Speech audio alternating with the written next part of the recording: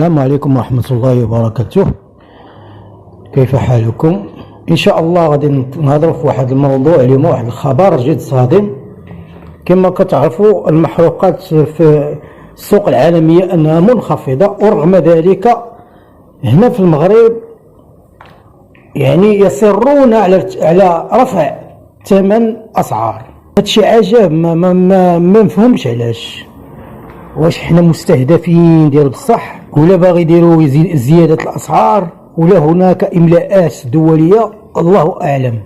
ولكن العجب الكبير أن السعر البرميل 75 دولار، وهنا مازال في المغرب باغيين يفكروا باش يرفعوه، وكرة وقيلا رفعوه سميتو الثمن ديالو.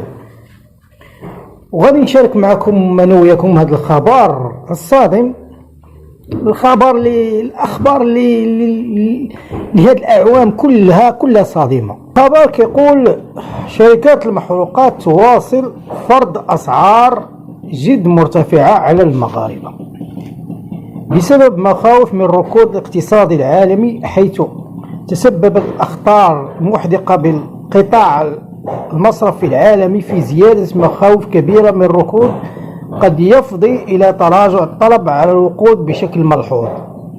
وفي السوق المغربية لم ينعكس انخفاض أسعار المواد الطاقية خصوصا البنزين والغازوال في الأسواق العالمية، واكتفت الشركات المستوردة والموزعة لها بتخفيضات جد رمزية لتبقى الأسعار جد مرتفعة مقارنة مع ارتفاع الأسعار في الأسواق العالمية.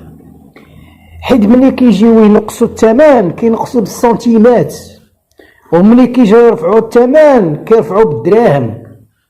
راه هاد الناس هادو راه ما مفهومينش، والله العظيم ما مفهومين. بإجراء عملية مقارنة بسيطة حول منحنى أسعار هذه المواد، فإنه يلاحظ أن الأسعار الحالية تتجاوز الأسعار في بعض المرات التي كانت فيها أكثر ارتفاع. حسبي الله ونعم الوكيل. هادشي اللي غادي نقوله.